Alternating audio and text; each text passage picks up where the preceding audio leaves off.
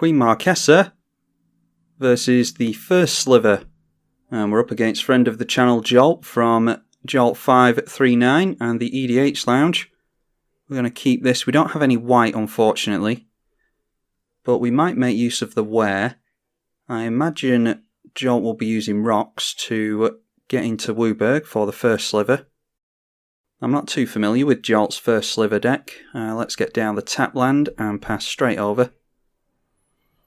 Yeah, play this on the channel myself. The First Sliver is 5 mana in Wooburg for a 7/7 with Cascade, and it gives Sliver spells Cascade as well. Then Queen Marchesa is 4 mana in Mardu for a 3/3 Death Touch Haste. When it enters, you become the Monarch, and at the beginning of your upkeep, if an opponent is the Monarch, you get a 1/1 Black Assassin token with Death Touch and Haste. Just going in for a tapped Shockland. Yeah, we can just hold up the wear. That is an instant, isn't it? Yes, destroy target artifact. We'll just go in for the Badlands. Could have gone in for Mutavault actually to knock Summoning Sickness off of that, but I don't think it's going to matter too much. Looks like we're both off to a fairly slow start. We are most likely going in for Painful Truths this turn. That's really good. That is a white source, so we'll get that down. We do have double white in hand, so if we draw into another white source, we might want to use the Council's Judgment. And we want to put 3 colours into this, so we'll have to pain ourselves for white. And Painful Truths will draw us 3 cards, lose us 3 life. And we'll have to discard a card here, but I don't think it matters all that much. Do we really want to cast Fiery Confluence? 1 damage to each creature. That could be 3 damage to each creature. Yeah, we've got plenty of spot removal, so I'm just going to hope that we don't need that. We need to hope Jolt doesn't get into the Crystalline Sliver, or any means of giving Slivers hexproof, because that will really give us a hard time. Alright, there's a Commander Sphere. We can force Jolt to sacrifice that with the wear.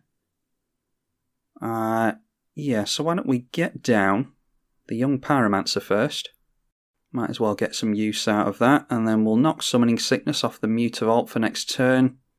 So let's go for wear onto the Commander Sphere, and that will get us into an Elemental token. And he can sacrifice that in response. And draw a card.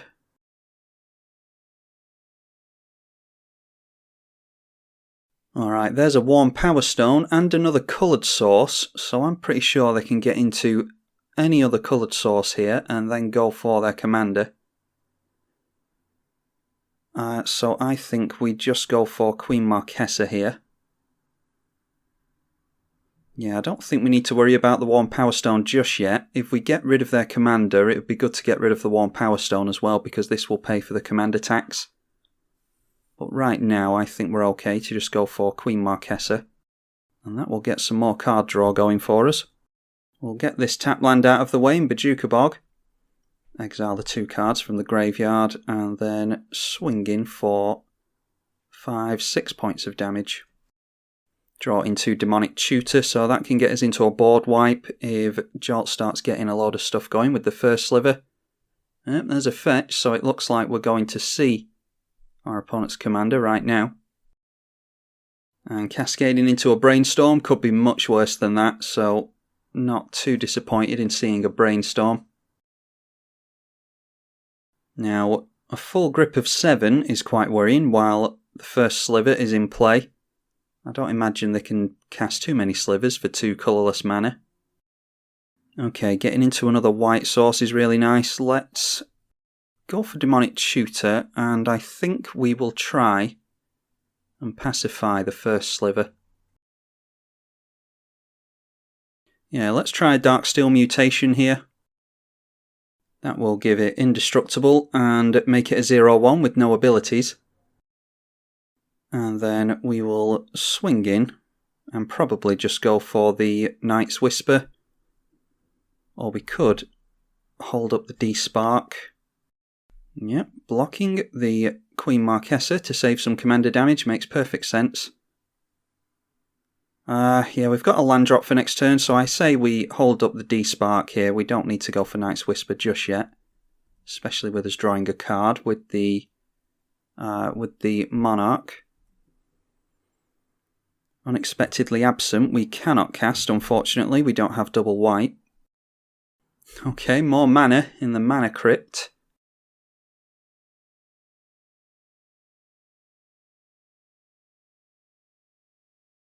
Alright, we've got a new one from Modern Horizons. When it enters, it deals 1 damage to a player or planeswalker, and you gain 1 life, so luckily that can't take down the young Pyromancer. And luckily they can't cascade into more slivers currently, so that could really pile on a lot of damage if our opponent gets a lot of slivers into play. We're just going to rely on hard casting, I think. Alright, Bone Splitter Sliver, say that 5 times fast, is a +2 buff to the power of all slivers. And that will drain us again. I think that is worth a D-Spark. And then a Crypt Sliver is regeneration. We do have plenty of exile and different means of getting rid of creatures in the deck, so I'm not sure how useful regeneration is going to be. But I'm glad I held up the D-Spark because getting rid of Bone Splitter is really good here. And we get another Elemental. Okay, yeah, Stoneforge Mystic.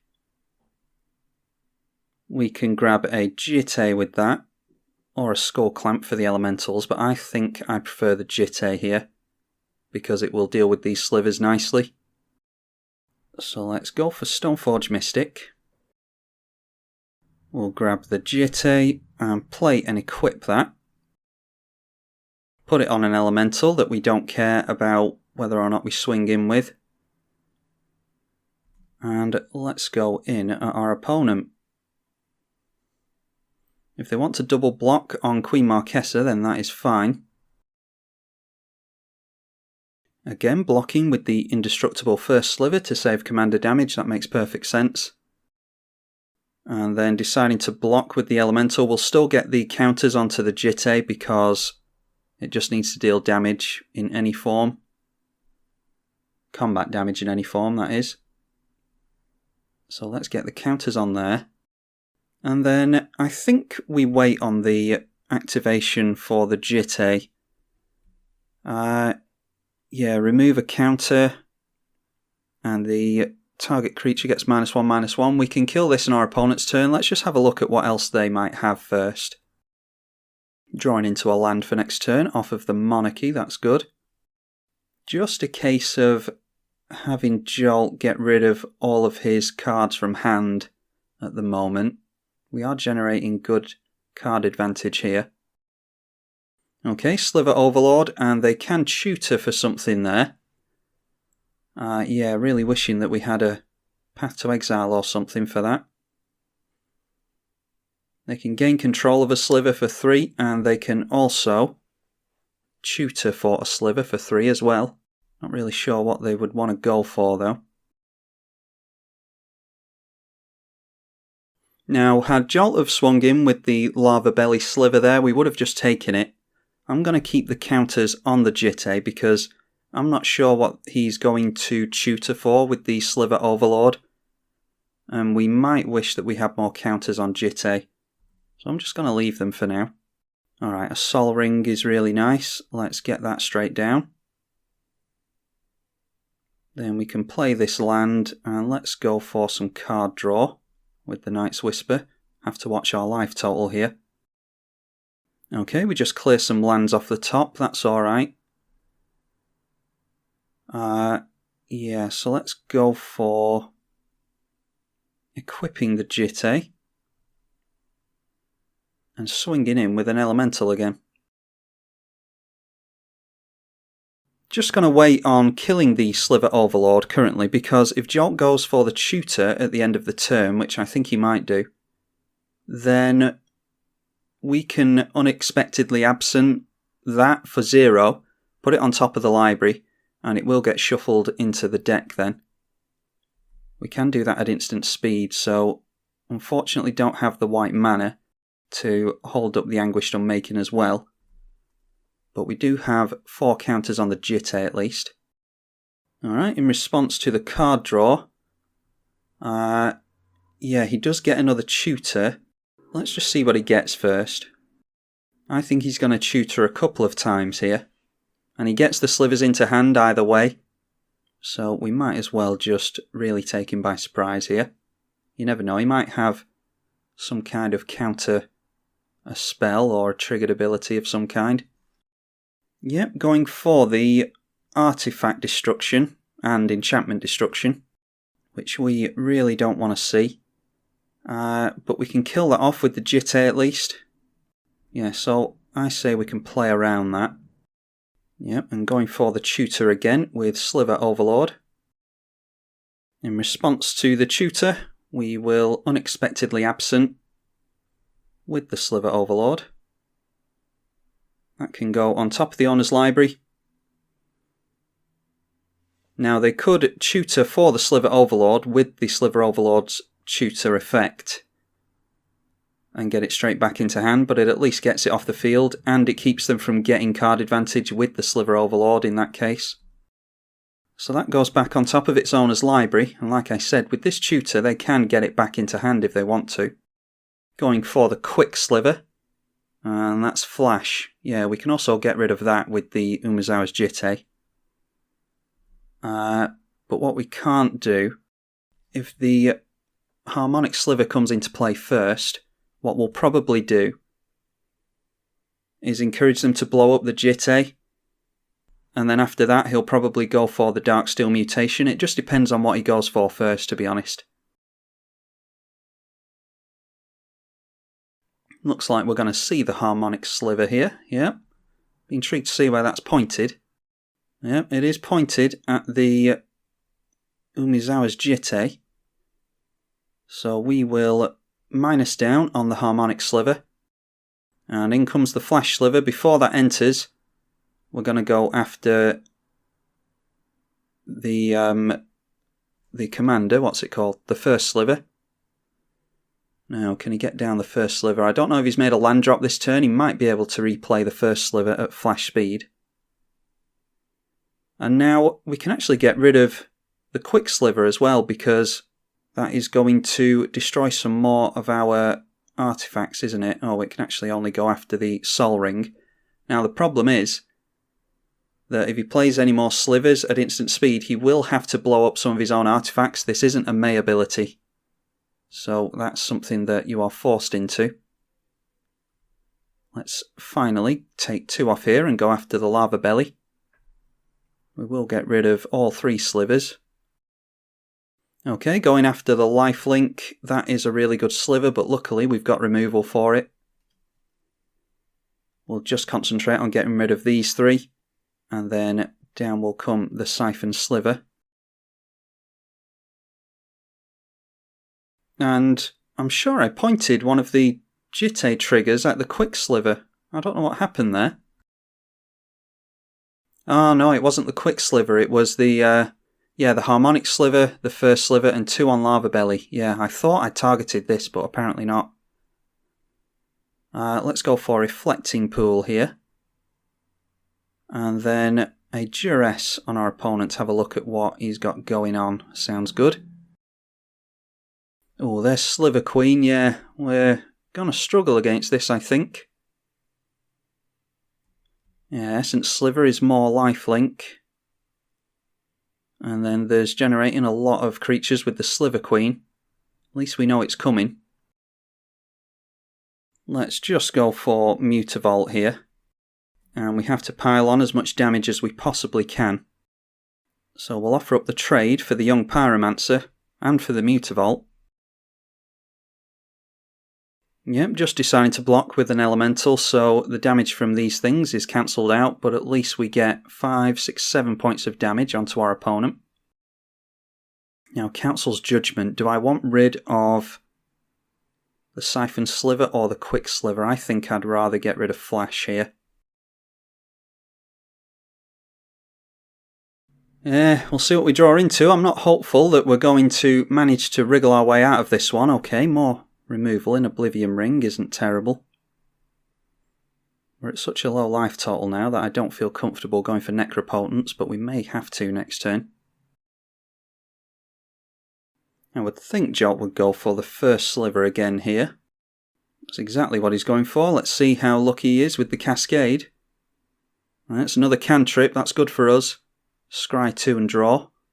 Yeah, he's been pretty unlucky with those scry effects, but we've had a lot of removal this game and he's still managing to give us a hard time, so that speaks to the power of slivers. Can get down this Essence Sliver though, which is going to be more Cascade and more life gain as well, because lifelink is a keyword, but this isn't technically lifelink, so they'll gain life twice whenever they deal damage. And there it is. Let's see if there's any more luck to be had off of this Cascade. Yeah, we're just getting very lucky with these Cascades. There's a Nature's Law. Makes it very difficult to keep the First Sliver out of play though. We'll probably Anguished Unmaking on the First Sliver. And Ancestral Vision has gone into exile as well. So we know exactly what is in Jolt's hand currently. And a First Sliver with lifelink twice isn't something that I really want to play with, so we'll just have to Anguished Unmaking and take the life here. Alright, more removal there. That is 2 damage to any target. And it destroys an artifact, which is really good. We can get rid of the Warm Power Stone with that. Let's get down this swamp. We will O-Ring on the Essence Sliver. Yeah, I think that's okay. 2 damage to Siphon Sliver, and blowing up the Warm Power Stone, and Young Pyromancer will trigger again. We're at a point now where we really want to force the issue with this Sliver Queen. We don't have anything else to do. I'm not going to cast Necropotent, so let's go in for the Mutavault to push some more damage through. I don't know if this is lethal or not. Oh yeah, just about managed to squeak through a victory. Very good game by our opponent, that was very well played, and we just got into some lucky draws there. It's not often that I run out of cards in this deck. It's a credit to Jolt's Slivers deck there. They could have easily gone the other way. Luckily we managed to get into all of our removal, of which there is plenty in the deck, but we do need to draw into it, so I think that could just as easily have gone the other way.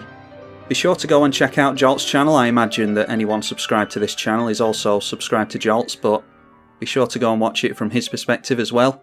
I'm tribalkai on the EDH channel. Thank you for watching.